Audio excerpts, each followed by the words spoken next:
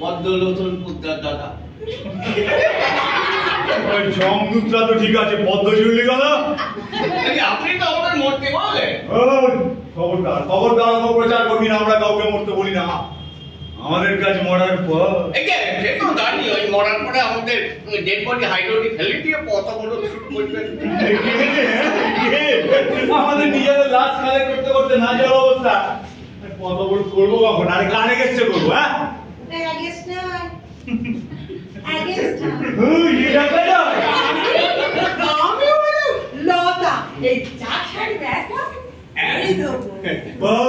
আচ্ছা, দেখি আমার লিস্টিটা বার করি কেমন তোর 4.5 বৈধ।